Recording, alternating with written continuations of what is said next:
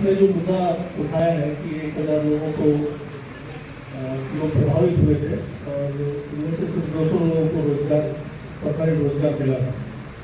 तो आपकी बात बिल्कुल सही है, क्योंकि उस समय जो भी लोग रोजगार के नॉर्म्स के हिसाब से था, उन लोगों को रोजगार दिया गया था। बाकी जैसा कि आपको मालूम है कि ये मुद्दा पहले भी कोर्ट में जा चुका है। 2013 में इस पर हाई कोर्ट का निर्णय है कि एनपीसीएल इस तरह से नौकरी सबको नहीं दे सकता है 1,000 लोगों को। और जहाँ तक राज्य सरकार का जिम्मेदारी थी, राज्य सरकार ने अपनी तरफ से जो भी मुआवजा होता था 1976 में जब भूमि अधिग्रहित हुई थी, उसका मुआवजा सभी को भुगतान कर दिया था। और उसके बावजूद भी आपको जैसा विदित है कि बहुत यहाँ पर जो कॉन्ट्रैक्ट लोगों को लिया गया है, तकरीबन 97% लोग कॉन्ट्रैक्ट में जो काम करते हैं वो गुजरात के हैं। और जो करीब 1900 लोग जो है वो इन्हीं कुछ गाँवों से हैं, आसपास के, बाहर के लोग यहाँ नहीं हैं। इसके बाद जैसा कि आपको पता है पीएपी के लिए तो यही कह रहा हूँ कि ये तो अभी बनाया था, अभी की बात कर रहे हो। हमने तो 1-2 के लिए जमीन दिया है, अभी 3, 4, 5, 6 की वैल्यू हो रही है। आपको यही कह रहा हूँ कि आज की स्थिति ये है। नहीं, पास्ट में जाके देखो ना, पास्ट में क्या किया। इतनी सारी भर्तियां हो गई यहाँ पर पास्ट में, उसमें हमारा एक भी आदमी नहीं है। इतिहास को अगर अपन बार बार जिस तरह के कोई फायदा है, भविष्य की तरफ देख के चले, आगे की तरफ देख के चले। अभी जो भर्ती होने वाली है, इस भर्ती में ये मैंने नियम बता दिया आपको, इन नियमों का पालन होगा। मैं क्या बोल रहा हूँ सर, हम तो लैंड लूजर हैं। आप पीपीए की बात करते हैं, हम वो नहीं है, हम तो लैंड लूजर हैं। प्लांट प्रोजेक्ट ऑफेंडेड नहीं है, हम लैंड लूजर हैं। लैंड लूजर के लिए साहब हमें कुछ भी लिखित में चाहिए कि इन लैंड लूजरों के लिए 100 में से 50 आदमी होना चाहिए। हमने हमारी जमीन पूर्वजों ने दे के रखी है और पेड़ी के पेड़ी बच्चे हमारे यहाँ आते नहीं है, तो उसके लिए आपने क्या किया? प्लांट तो हम भी मर जाएंगे, हमारे बच्चे भी मर जाएंगे, सभी मर जाएंगे, पर यहाँ पे प्लांट चालू रहने वाला है। उसके लिए आपने क्या किया और इससे फ्यूचर के लिए क्या करेंगे? मेरा कहना सर, इस पे अगर आप जवाब देंगे ज्यादा बेहतर है, क्योंकि स्टेट मतलब लैंड यूजर्स के लिए कोई पॉलिसी हमारे पास ना स्टेट की है ना सेंट्रल की है ना। और बनाने के लिए मेरे ख्याल से संसद सबसे बढ़िया जगह है। संसद में अगर वो मुद्दा ले जाए तो ज्यादा अच्छा है। हम इस मीटिंग में शायद इसका निर्णय नहीं ले सकते, मेरा मानना ये है। हमने जमीन दिया है तो हमारे लिए कुछ पॉलिसी होनी चाहिए, ये आप कुछ करो। ये सब मैं सभी की वजह से मैं बोल रहा हूँ कि हमने जमीन दिया है तो हमारे लिए पॉलिसी करो। बिना पॉलिसी के राजस्थान से सीधे यहाँ पे नौकरी करने आ जाते हैं। हमारी आप मेरी एक बात सुने, बहुत ध्यान से लग रहा आपसे कि ये प्रश्न आप हमसे करने से कोई फायदा नहीं है, क्योंकि ये पॉलिसी बनाना हमारा काम नहीं, हम पॉलिसी इम्प्लीमेंटेशन करने वाले लोग हैं। प्लांट आप हैंडल करते हो ना, प्लांट हम यही तो बोल रहा हूँ। तो आज लिख लेते हैं, सब हम इकट्ठे हुए, आज लिखो यहाँ पर कि आगे से जो भी भर्ती होगी उन्हीं एलिजिबिलिटी में से होगी, ऐसा कुछ लिखो। हम नहीं कह सकते हो, हमारे पास ऐसी कोई पॉलिसी नहीं है। तो रूल्स कौन बनाता है? अभी यहाँ पे रूल्स बना के फॉलो करते हैं। रूल्स नहीं हम बनाते, मैं आपको फिर बोल रहा हूँ, आप मेरी बात समझने का प्रयास कीजिए। चलो, हमारी ये डिमांड है छोटा सा कि इन लैंड लूजर के लिए आप क्या करेंगे? लैंड लूजर के लिए मैंने बोला कोई पॉलिसी ऐसा पीएपी की, तो हमने तो जमीन लेके रखा है भैया, तो इससे थोड़ा चलेगा। उन्हीं को पर्सन अफेक्टेड पर्सन बोल रहे हैं, उन्हीं को रिलैक्सेशन दिया गया, यही तो। हम तो लैंड लूजर है। लैंड लूजर के लिए क्या है आपके पास? अभी 4 मतलब सिर्फ आप ये कह रहे हैं कि 4 गांव को नौकरी दिया, बाकी को नहीं है। ऐसा नहीं है, हमने लैंड दिया है, हमारे लिए क्या पॉलिसी बनाई आपने? बोला वही पर्सन अफेक्टेड, जो प्रोजेक्ट अफेक्टेड पर्सन है वही जिनका लैंड गया है, वो सारे 1,000 है। आप समझते नहीं सर, आपकी गांव की जमीन गई है तो उसके लिए आप कुछ पॉलिसी बनाएंगे? मैं क्या कह रहा हूँ, यही पॉलिसी है कि जो पर्सन अफेक्टेड वो तो गुजरात की हो जाती है, पूरा गुजरात आ जाता है ना। 1,032 लोग हैं खाली जो परिवार छोड़ जिनका जमीन गई है, 1,032 लोग हैं ना। आप जो बताइए 1,025, तो उसमें से आपने कितने ने नौकरी को रखा है, कितना बाहर है, उसके लिए क्या किया आपने? चलिए मैं फिर एक बार बताता हूँ। इस लैंड एक्विजिशन में एक स्टेट की पॉलिसी होती है कि लैंड हमारे लिए, हम रिक्वेस्ट करते हैं स्टेट गवर्नमेंट को, स्टेट गवर्नमेंट लैंड एक्वायर करती है और हमको देती है लैंड। स्टेट गवर्नमेंट की पॉलिसी होती है कॉम्पनसेशन लैंड का पर एकड़ क्या होगा। 1976 में वो पर एकड़ लैंड का कॉम्पनसेशन 40,000 रुपीज पर एकड़ था, और वो जो भी प्रभावित लोग थे उन सभी को दिया गया है। ये लैंड लूजर के लिए जमीन लेने का पॉलिसी था। ठीक है, उसके बाद आया कि ये पॉलिसी में जो लोग लैंड चला गया ठीक है, लेकिन नौकरी में भी कोई प्रेफरेंस प्राथमिकता दी जानी चाहिए। तो प्राथमिकता देने के चरण में जो मैंने आपको बताया कि ये 3 रिलैक्सेशन दिए गए हैं जो आज की तारीख में लागू है। कॉम्पनसेशन एक चीज हो गया और प्राथमिकता दूसरी चीज हो गई। ये दो ही पॉलिसी कुल मिलाकर उपलब्ध है जिन पर हम काम कर रहे हैं। लैंड यूजर के लिए कोई क्राइटेरिया नहीं है, मैंने आपको बताया क्राइटेरिया यही खाली 20% बढ़ा देंगे।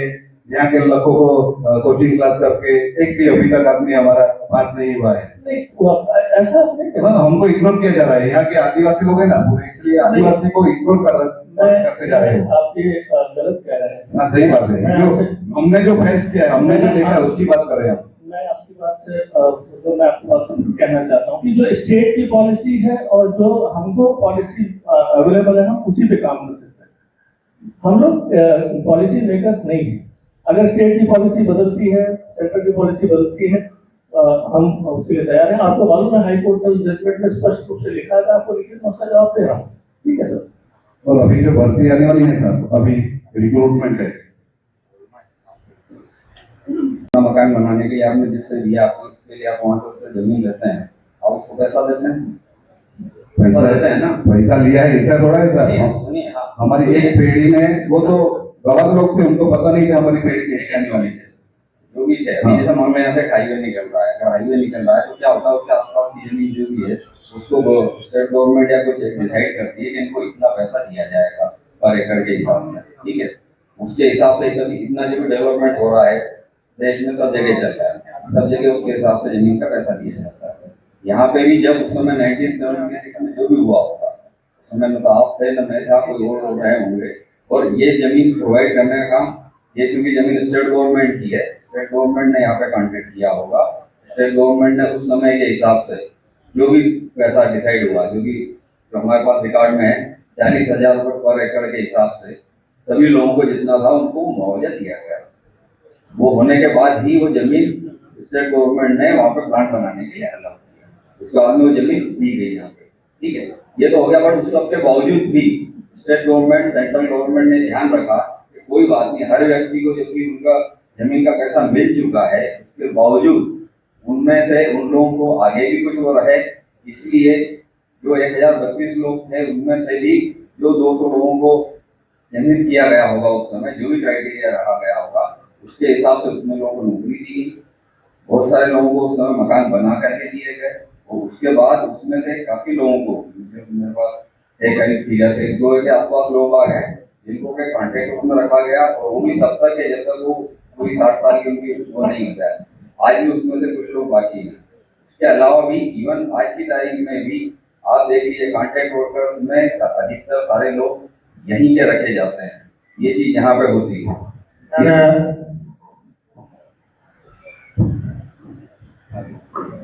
सर, वो जो लैंड लोजर गांव के विस्थापित लोग हैं, उनके मकान कहाँ बनाए गए हैं, वो थोड़ा सबको बताइए। मैं लैंड लोजर ही, मैंने घर खुद बनाया है, मेरे पापा ने नहीं, किसी को बना के नहीं दिया है। आपके पास कोई प्रूफ नहीं है? कहाँ पे है? कौन से तालुका में है, कौन से गांव में बनाया है? APS का कोई भी नहीं है। जो भी इंफॉर्मेशन होगी मैं शेयर कर दूंगा आपसे। नहीं, मकान नहीं बनाया है ना, जो भी गलत बात नहीं बना होगा तो हम आपको लिख के देंगे, नहीं बनाए कोई दिक्कत नहीं, बता देंगे, कोई ऐसा दिक्कत नहीं। साहब अपनी जानकारी के हिसाब से दे रहे हैं। मैं आपको लिख के नहीं, नागरा पार्क के साइड में जितने लैंड रिलेटेड लोग हैं उनका एक भी मकान बनाया गया नहीं है। मैं रिकॉर्ड से उसी एक अगर आप ले लेते हो तो पूरा परिवार चलता रहता है, पूरे साल भर या 5 साल तक एक पकड़ ले लेंगे तो एक बार दे दिया तो क्या है, वो उसका हेतु अलग होता है ना। एक बार बेचते हैं तो मकान लेने का हेतु अलग होता है। तो ये फैक्ट्री है, यहाँ पे करोड़ों रुपया कमाया गया है, हम लोग देते हैं पूरे इंडिया को। दीपक जी, हम आपको इसका लिखित जवाब दे दूंगा। मैं आपको अगर बनाया होगा मकान तो मैं आपको बता दूंगा, नहीं बनाया होगा तो लिख के दूंगा आपको नहीं बनाया, कोई ऐसा इशू नहीं है। आप इस बात को नहीं पकड़ो।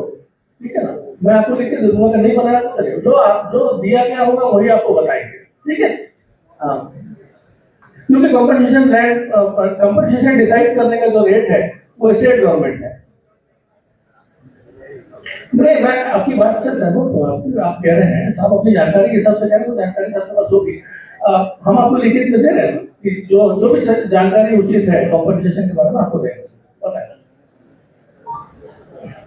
स्टेट गवर्नमेंट की पॉलिसी जो 2013 में रिएगुलेशन एक्ट बनाया गवर्नमेंट स्टेट गवर्नमेंट गुजरात में, उसमें से आपने क्या इंप्लीमेंट किया? नहीं, मैं ये बोल रहा हूँ कि लैंड एक्विजिशन 1894 के हिसाब से स्टेट की जो पॉलिसी है उसके हिसाब से अधिग्रहण स्टेट गवर्नमेंट ने किया और वो हम पे लागू, वो पूरे भारत में लागू है, खाली गुजरात में ही नहीं है, वो पूरे भारत में लागू है, सभी जगह। जमीन संपादन में गुजरात सरकार में ये मेरे को એ સંપાદન જૂના કાયદા હેઠળ થયેલું હતું 2013 કાયદાની જે આપ વાત કરો છો એ આખો અલગ છે આમ. પુનર્વસનનો કાયદો તો 2000 માં કર્યો તો એ સમયે જમીન સંપાદન થઈ એ લોકોને તો એ લાગુ પડે ને? ના ના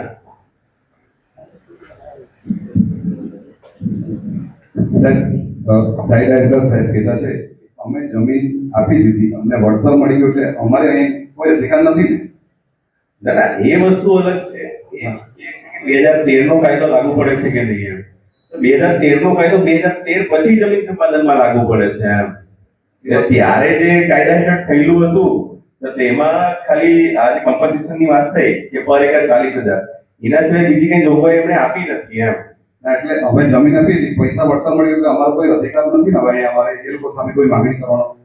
હવે એ હું કઈ રીતે કહી શકું એમ. એનો જવાબ આપો અમને. પર એકર 40,000 નથી, પર એકર 4,270 રૂપિયા આપેલા છે.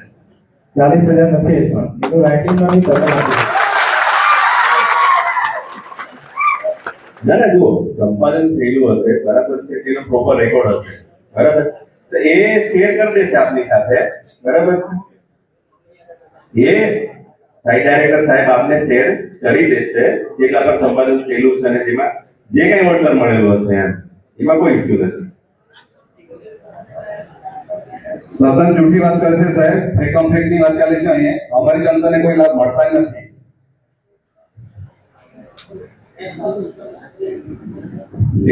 સાહેબ, તમારી અમે 4,270 ના 40,000 રૂપિયા આપ્યા. ના ના સાંભળો શાંતિથી, અહીંયા જે પણ આપણી વાત થઈ રહી છે રેકોર્ડ જ થઈ રહી છે બરાબર છે. એટલે આપ કહેતા હોય તો આપ આપણા ડોક્યુમેન્ટ તમને બતાવો અને આંકડા પાસે જે રેકોર્ડ હશે એ બતાવશે, વેરીફાઈ થઈ જશે પછી બરાબર. એ પછી રાખીએ ડોક્યુમેન્ટ આપણે મેઇન વસ્તુ છે ડિસ્કસ કરી લઈએ પહેલા એમ. ડોક્યુમેન્ટ કલેક્ટર ઓફિસ જેરા તરફથી મળેલા હતા.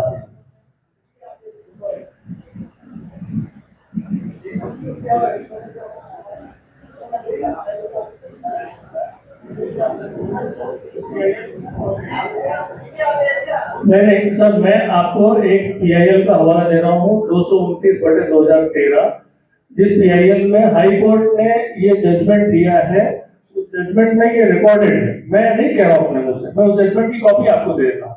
अभी दे दो साहब, अभी मीटिंग किसके लिए रखा है? आमने सामने हेल्थी बातों इसलिए तो रखा है, मीटिंग थोड़ा लेके आना चाहिए था ना। सर दे देंगे आपको जजमेंट की कॉपी, अभी बुला लो, कहीं से भी मंगवा लो, मंगवा लो। हाई कोर्ट से जजमेंट आपको मिल जाएगा।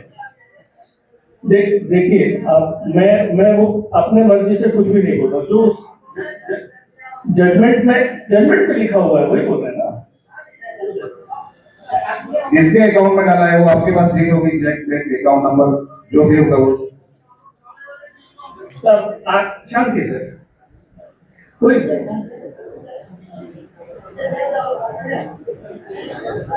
સાહેબ આપણો પ્રશ્ન જવાબ નથી મળ્યો મને કે એ લોકોએ પ્લાન હાયર કરીને જમીન લીધી। आप क्या चाहते हैं कि 40 गांवों का विकास हो, बाकी का नहीं हो? 16 किलोमीटर ऐसा नहीं बोल रहे हम, 16 किलोमीटर में करो, प्रायोरिटी चलता हो तो दो।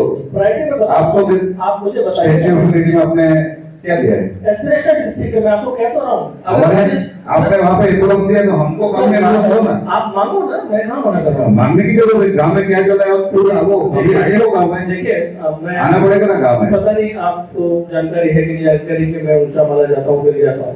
आप गांव में वो हमारी समस्या क्या है वो देखो कि जिसने जमीन दिया है ना उसका परिवार कैसे जी रहा है, जो क्या कर रहा है वो आप देखो, तभी आपको पता चलेगा कि सिस्टम कैसे चल रहा मैं है। आपकी बात से पूरा सहमत हूँ, लेकिन मेरी बाध्यता मजबूरी समझिए कि मैं 4 गांव तक ही सीमित नहीं कर सकता हूँ। मैं ये कह रहा हूँ आपसे हम कि मना नहीं करते हैं, हम 13 किलोमीटर में तो 16 में तो 20 में तो हमें दिक्कत नहीं है। आप अपने प्रोजेक्ट दीजिए, क्या प्रोजेक्ट है आपके पास? अपने इतिहास ग्रामीण को पूछो, मैं 2012 से सरपंच हूँ, अभी ये मेरा 15 साल चल रहा है, कितने लेटर दिए उधर हुए हैं। हितेश गामित ने मुझे 2 चीजें बताई जो वो अभी की बात कर, मैं तो 2012 की बात कर रहा हूँ। मैं तो 2 चीजें दी उन्होंने, 2012 की बात कर रहा हूँ। 2000 स्कूल और लाइब्रेरी, ये 2 मुद्दे लाइब्रेरी का तो हमने 2019 में दिया था, अभी 8 साल के बाद अब दिया। मैं 8 आपसे साल हो गए, 6 साल। मैं आपसे मेरे आते ही मुझे हितेश गामित ने ये 2 मुद्दे बताए थे ऊंचा वाला के, ठीक है। हमें अच्छा सा मेडिकल कॉलेज बना तो बढ़िया। हमने उसको ले लिया, मेडिकल कॉलेज बनवाइए ना, मैं कहाँ मना कर रहा हूँ आपसे, लिख के दीजिए, सरकार का एनओसी मिल जाएगा, बना देंगे। बना दो, अच्छा था, उसमें आप ऑपरेट करो और हमारे साथ बस आप, मैं आपको बता दूं सीएसआर में 4 चीजें हैं। आप प्रोजेक्ट देंगे और जिम्मेदारी लेंगे ऑपरेट करने की, जमीन की जिम्मेदारी लेंगे, टाइटल आपका है, ठीक है। ये और एनओसी स्टेट गवर्नमेंट देगा कि हम इस पद में कोई पैसा नहीं लगा रहे हैं। ये 4 कंडीशन है सीएसआर के काम करवाने की। ये आप देते हैं जब वो काम हो जाता है। हाँ जी,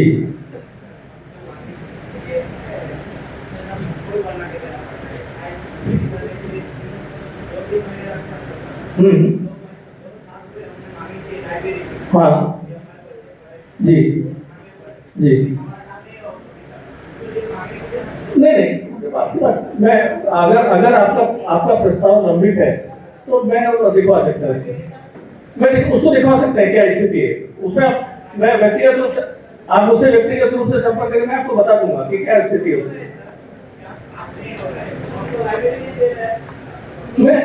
मैं ये दिखवा देता हूँ। मैं आपने डिमांड दी, कोई भी डिमांड दी है और वो पेंडिंग है तो वो देखा जा सकता है क्या है। आपकी मैं आप बिना आपकी मदद के सीएसआर का काम हो ही नहीं सकता। और मैं कभी और हम सर मैंने सबसे पहले क्षमा मांगी उस बात पे कि जो प्रस्ताव दिए गए हैं और वो लंबित है, मैं उसके लिए सबसे पहले क्षमा प्रार्थना कर चुका हूँ कि उनको हम निश्चित रूप से दिखवाएंगे कि कहाँ अटके और आपको बताएंगे कि क्यों अटके। कोई कमी है तो उसको पूरा किया जाएगा। सर इस जमाने में खेती में नहीं कोई दिक्कत नहीं।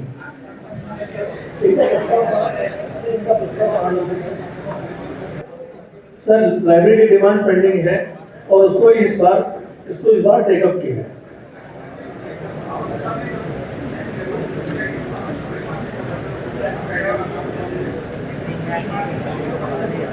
हाँ ठीक है, देखिए हम तो मतलब वो जो होता है ना कहीं के नहीं है हम, क्योंकि हम घूम के आते रहते हैं।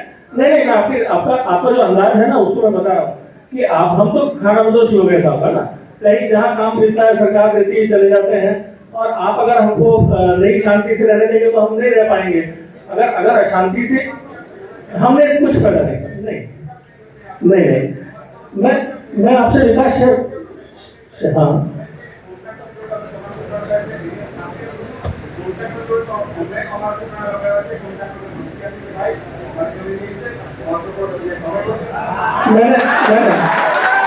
मैंने आप ठेकेदार किसको नौकरी लगाता है, मैं कभी आज तक इसमें आए नहीं। और मैंने आपको भी बोला था सरपंच साहब कि नौकरी के बारे में हम लोगों से ना बात करें, किसी ठेकेदार को कहने के लिए हम नहीं कहेंगे, ठीक है ना। वो है आपने बोला कि है कि कोई बाहर से लोग आ रहे हैं, आपने बाहर से बोला ना, लोग साहब ने इसलिए बोला कि आपने हाँ ठेकेदार लगाता है, हम नहीं लगाते हैं नौकरी। तो हम तो मैं ठेके पे भी आ रहा हूँ, वो पॉइंट है।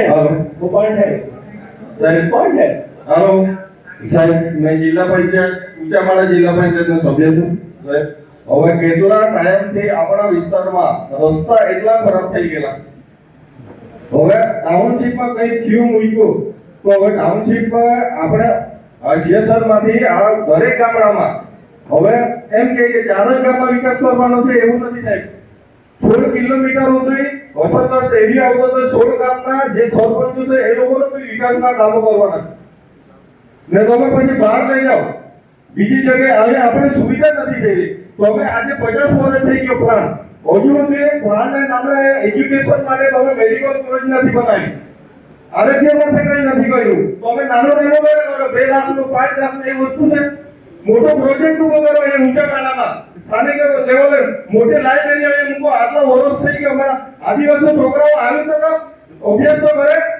આવડી મોટો પ્રોજેક્ટ છે તો સીએસઆરમાંથી તમે મોટી અહીંયા આટલા વિસ્તારમાં અમારા 13 ગામ છે કે 13 ગામ હોય કે પછી 25 ગામ હોય આપણા ટાઉનશીપની અંદર આવતા જેટલા રેડિશનમાં આવે એ લોકોના બધા છોકરા અહીંયા આવી ભણે તો ખરા અભ્યાસ માટે. હવે તો અમે હવે લાઇબ્રેરી નહીં બનાવે તો અમારા છોકરા કા टाउनशिप में विहारा में सूरत जाए बढ़वा कि गांधीनगर जाए. मैंने लाइब्रेरी के लिए आपको लाइब्रेरी टाइम कितना चाहिए साहब तेरी बात करो ना. अभी जो हो गया उसमें अपने को कोई फायदा नहीं ना.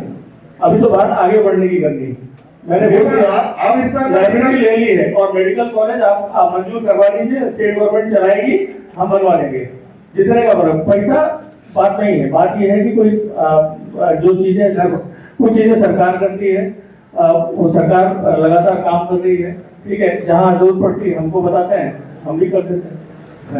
એસી વાત હોય ને તો ચાલો આપણે અત્યારે ચેક કરીએ એ લોકો સ્થાનિક દવાખાનું ચાલુ કર્યું છે કઈ રીતે ચાલે છે આપણે બતાવી દઈએ. એ લોકો રોજ નથી જતા છે, કોઈ દિવસ ગયા નથી લોકો ચેક કરવા ત્યાં કઈ દવા છે અવેલેબલ ત્યાં. આ લોકો ખાલી પૈસા પેમેન્ટ ત્યાં આપે છે ડોક્ટરોને 75,000 રૂપિયા સમથિંગ. કેટલો પગાર આપે છે ડોક્ટરને ત્યાં? नहीं उसकी जो नियम कानून से मिलता કેટલા होगा. વર્ષથી ગામે દવાખાના ચાલુ છે ત્યાં કોઈ વ્યવસ્થા નથી દવા.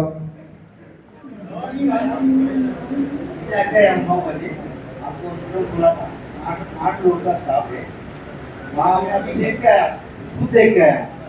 तो डॉक्टर उधर बैठी थी तो पेशेंट को बिठा के उसके लिख रहे उनको दवाई मिलती है क्या? इधर दवाई नहीं आती हमको देते नहीं तो हम कहाँ से देंगे. वो मेडिकल में लिख के देते हैं वो लोग. और एक्सरे कराया मेरी मम्मी का ही करवाया था वो नहीं देते. हम कहा देते तो मोबाइल में हमने फोटो क्लिक किया है. ये ऐसे वाला वो जब मैं ग्रामीण दवाखाना लिख दे रहे ये दवाखाना है क्या?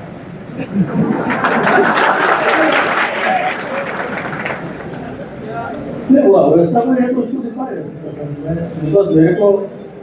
मेरे को नहीं है.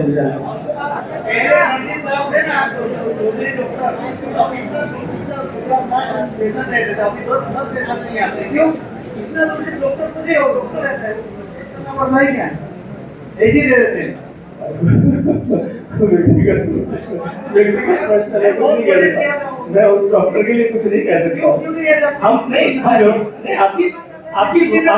आपकी बात हमने ले ली. आपकी बात हमने ले ली, उसकी व्यक्तिगत टिप्पणी नहीं कर सकता ना मैं. हमारी जिम्मेदारी हम ठीक कर लेंगे. हम ठीक कर लेंगे इसको. हम ठीक कर लेंगे, कोई दिक्कत नहीं. आपने जो बोला है ना, आपकी जो शिकायत है ना वो दर्ज की मैंने. हाँ अरे आप सबके बेहाफ पे बोल रहे हैं ना, तो मैंने इसको ले लिया जिम्मेदारी को. अगर वो डॉक्टर ठीक से काम नहीं कर रहा रास्ता बदल देंगे. क्या फर्क पड़ता है? कर देंगे आपने शिकायत नहीं कर देंगे. डॉक्टर है और वो एक डॉक्टर है और दूसरा कंपाउंडर है और साफसफाई ऐसा करके स्टाफ है. वहाँ इतना पैसा सब स्टाफ है वो इसीलिए रखा है कि अस्पताल चले. ग्रामीण लोगों के लिए वहाँ लेबोरेटरी नहीं होता है, वहाँ एक्सरे नहीं होता है, मशीन है, दवा नहीं वो लिख के देते हैं. वहाँ से दूसरी जगह दवा लेने के लिए जाना पड़ता है. वो कैसा दवाखाना आपको कवर नहीं है? आप बोलते हैं सेवा करते हैं काम के लिए. नहीं वो तो देखिए साहब, मैं आपको क्या बोल रहा हूँ. मैं आपसे फिर एक विनती कर रहा हूँ. डिस्पेंसरी में हमारा ये सीटी स्कैन नहीं हो सकता है कभी भी. आप अस्पताल बनवाइए ना, आप अस्पताल बनवाइए बड़ा. हम बनाएंगे. आप चलाएंगे कौन उसको? अगर स्टेट गवर्नमेंट बोलती है कि यहाँ एक अस्पताल होना चाहिए, हम बना देंगे. बिल्डिंग बना देंगे. आपने हरियाणा में दिया था हरियाणा में दिया था तो जहाँ चल सकता है वहाँ दिखा होगा। हाँ, ठीक है, समझिए, चलो आप करते हैं, तो आपके जो असरग्रस्त गांव के लोग हैं, बीमार होते हैं, वहाँ विजिट करना है, तो आप इधर से लिख दो कि असरग्रस्त गांव का है, उसको फ्री में करना है। देखिए मैं आपसे बार बार एक ही बात कह रहा हूँ कि आप जिसका काम है उससे नहीं कह रहे हैं, हमसे वो काम करवा रहे हैं। हमें प्लांट बना के चलाने के लिए आए हैं कि अब ये हम रेफरल उठाते रहेंगे? आप बताइए कैसे संभव है? खाली फाइल ये तो आपको मतलब आप अपना काम मुझसे करवाना चाहते हैं, ऐसे कैसे होगा सर? आपने जाकर उस डॉक्टर से आपका खाली प्लांट चलाना है, उतना ही है। अरे प्लांट चलाना है, बाकी काम हम कर रहे हैं, लेकिन ऐसा नहीं हम सारा काम वही करेंगे। आप गलत नहीं आप बोल रहे हैं हम तो करवा रहे हैं। नहीं हो क्या? एक रेफरल लिखे मतलब सब तो हम देखेंगे, ऐसा कैसे संभव है? आप बताइएगा। वो दवाखाने में हो जाएगा ना? स्टेट गवर्नमेंट ऑपरेट करने के लिए मैं 4 चीजें बताइए। मैं फिर बोल रहा हूँ, कोई भी डिमांड के साथ जिस जमीन पे वो बनेगी वो जमीन का टाइटल सुने, उसको हम डॉक्टर को देख लेंगे ना, क्या तकलीफ है उसमें।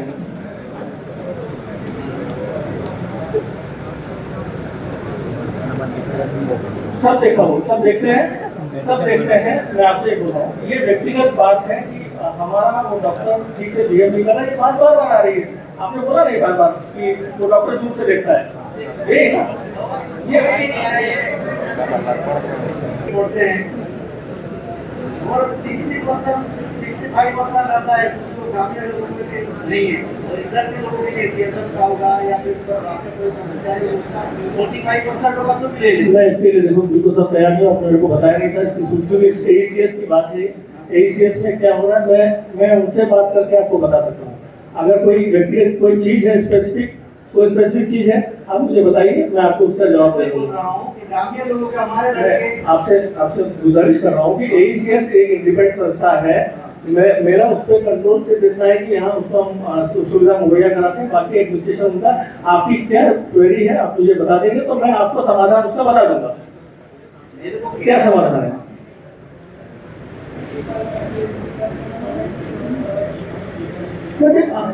आपने बोला है ये समस्या आपने बताई। देखिए सर कॉन्ट्रैक्ट में क्या है, मैं देख लूंगा, बता दूंगा आपको। देखिए एक डॉक्टर मॉनिटर करता है उसको, उसका इंसिडेंट ऑफिसर इंचार्ज है, वो उसका बिल पास करता है। अब हर चीज को देखेंगे तो अपनी जिम्मेदारी से भागे नहीं रहे, हम अपनी जिम्मेदारी से नहीं भाग रहे। आपने शिकायत जहाँ जाना 1-2 में 1500 कॉन्ट्रैक्ट लेबर रखने की इजाजत हमको बोर्ड से मिली है। हमारे पास आज की तारीख में 2000 लोगों के आसपास कॉन्ट्रैक्ट में काम कर रहे हैं, 500 लोग ऑलरेडी एक्स्ट्रा है। हम कोशिश कर रहे हैं किसी तरह से उनको मैनेज करके चलते रहे जिससे 5-6 आ जाए।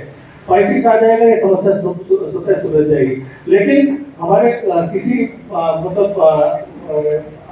ऐसी परिस्थिति पैदा हो कि सरकार विचार करे कि 5-6 नहीं आए, तो हम ऐसा नहीं चाहते। तारापुरा के साथ ऐसा हो चुका। मेरी आपसे विनती है कि हम सहयोग से आगे बढ़े और छोटी छोटी चीजों को लेकर ना सड़क पे ना आए, मेरा कहना है। हम बात कर सकते हैं, बात करने में कोई बुराई नहीं है, लेकिन हम हमेशा ये ना कहें कि हम साइड करने पर, ये ठीक नहीं। बातों में तो ग्राम पंचायत जो असरग्रस्त गाँव है, इसमें सब मिलकर के साथ आप 2 महीने 3 महीने एक बार तो मीटिंग कीजिए। मैं आपसे यही बात कहना चाहता हूँ कि ये मीटिंग साहब क्या होनी चाहिए, मेरे पास नहीं। ये आप मुझे बुला लीजिए, साहब के पास मैं आ जाऊंगा, लेकिन मैं ये मीटिंग ऑर्गेनाइज नहीं कर सकता हूँ, मेरे पास वो अधिकार नहीं है। यही तो गलत करके गया है, जो भी करके गया है, मैं यही तो बोल रहा हूँ आपसे। आप मेरी मीटिंग हमेशा आपके दफ्तर में होनी चाहिए आपके साथ, ये मैं आपको कह रहा हूँ, क्योंकि उसी का मतलब है साहब के पास होनी चाहिए। क्योंकि मैं साहब मेरा और आपके बीच का इंटरमेंट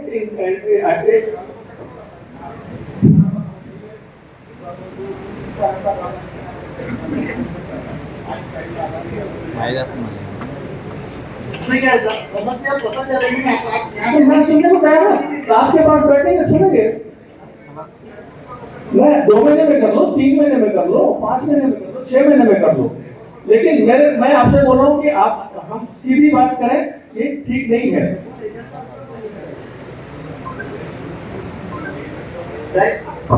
मीटिंग करवी बराबर है। તો એ મારા અધ્યક્ષતામાં આપણે રાખી દઈએ, બરાબર છે? એ લોકો આવી જશે, આપે આવી જશો.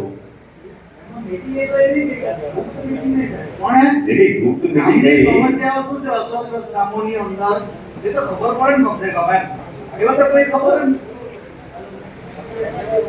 આગે નાની નાની વસ્તુ અમે કેમ કે અમને મોકલ નહીં કરો. આપને જ્યારે સમય મળે ને, બરાબર છે, કે આ તારીખે કરવી છે, તે એકવાર એડવાન્સમાં 2 કે 3 દિવસ પહેલા આવીને મને જાણ કરી દેવાની, બરાબર છે? તેના અનુસંધાને હું સાઇટ ડાયરેક્ટર સાહેબને લખી દઈશ અને આપને લેટર લખી દઈશ કે ભાઈ આ તારીખે અહીંયા મીટિંગ ગોઠવવાની છે, બરાબર છે? અને એમાં જે પણ ડિસ્કસ થાય છે એની પ્રોપર પ્રોસિડિંગ્સ બને છે અને આપવામાં આવે છે, એ કોઈ સિક્રેટ ડોક્યુમેન્ટ રહેતું નથી. તે પછી એક પરમાનન્ટ રેકોર્ડ થઈ જશે કે આપની જે કાંઈ રજૂઆત છે યોગ્ય સ્તરે ડિસ્કસ થઈ રહી છે, બરાબર છે?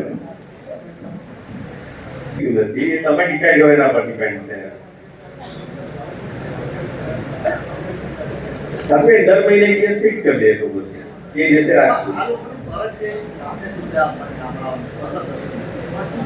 પહેલા પૂછો એ છે પહેલા એ સ્કૂલની બસ ચાલતી આજુબાજુના બસ બસના ગામના છોકરાઓ એ સ્કૂલમાં જતા રહ્યા માટે એ બંધ કરી દીધું એ લોકોએ. બહુ રોજગાર કરી છે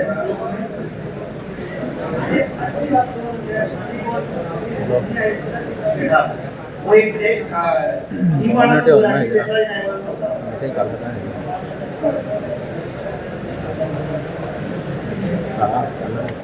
देखो नहीं वस्तु में रहेगा तो इतनी सुविधा पड़े आलू का आटलो બધો અહીં કમાઈ છે આટલી બધી મોટી ફેક્ટરી છે આપણી પાસે તો આ છોકરાઓને એટલી સુવિધા નહીં આપી દીધી આગળ ચાલતી રહી જ્યારે પેલા ड्राइविंग आज हो गया तो हो गया ये भी कहीं है हैं आगे आगे तो काम कर रहे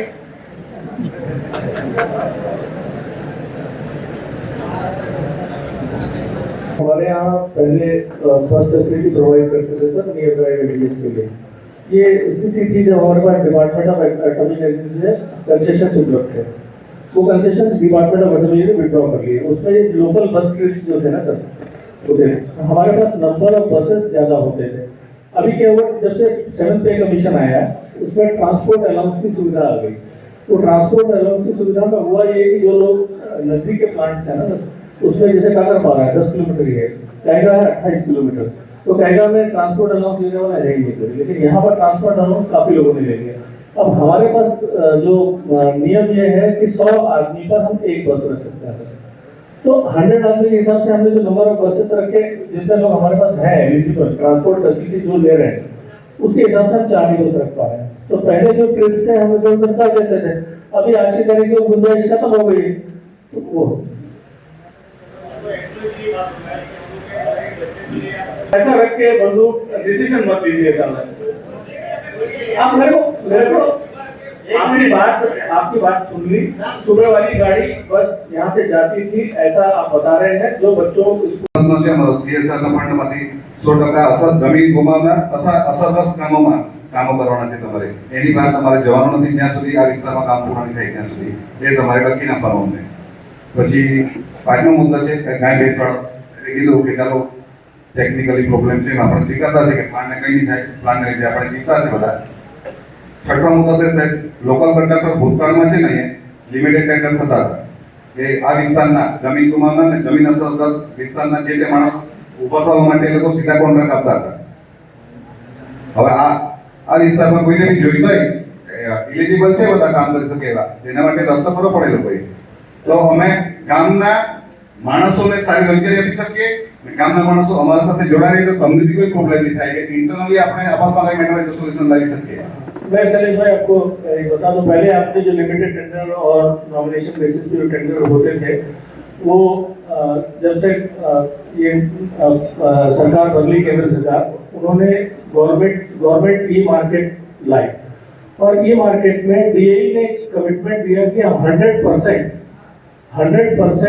जेम से टेंडर भी करेंगे और जेम से हम ये भी करेंगे। तो ये जो प्रश्न आज आपने उठाया प्रश्न उस समय उठा कई जगह, क्योंकि मैं जब दूसरे यूनिट में था वो लैंड एक्विजिशन शुरू हुई थी। तो ये जब प्रश्न आया तो हमने हमारे पास कोई समाधान था नहीं कि 100% कंप्लायंस कर दी थी और वो ये रहा था कि जेम में कॉन्ट्रैक्टर ही उपलब्ध नहीं। तो जब में कॉन्ट्रैक्टर उपलब्ध नहीं और लिमिटेड टेंडर आप कर नहीं सकते, पब्लिक टेंडर आपको करना है। तो एक निदान ये निकाला गया जब हमने ये बात वहाँ रखी, तो एमएसएमई काउंसिल से हमको ये मिला कि हम एमएसएमई में already small medium and small scale जो कॉन्ट्रैक्टर्स हैं उनका रजिस्ट्रेशन करते हैं और उसमें अर्नेस्ट मनी और वो सब की छूट उनको अवेलेबल है, और उसमें आप फ्रैक्चर करके भी टुकड़ों में एक ठेका मान लीजिए 100% का है, तो उसमें अगर 2 एमएसएमई आ गया तो 50% भी दे सकते हैं प्रेफरेंस लेवल के। तो हमारी समस्या है कि एमएसएमई लाएंगे कहाँ से।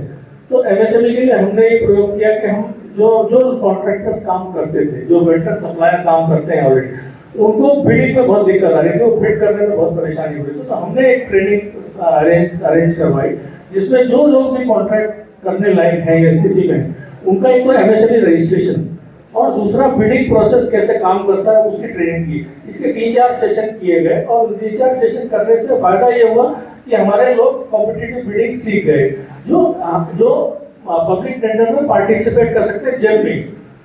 तो अगर हम मेरे पास ये मैं आपको ये दे सकता हूँ कि अगर आप चाहें तो उसके लिए हम ट्रेनिंग अरेंज कर सकते हैं, लोग ट्रेन हो जाए, रजिस्ट्रेशन हो जाए उनका उद्यम में रजिस्ट्रेशन हो जाएगा। अर्नेस्ट मनी का आपको पता है कि उनको छूट होती है एमएसएमई को, वो फायदा हम ले सकते हैं एमएसएमई का।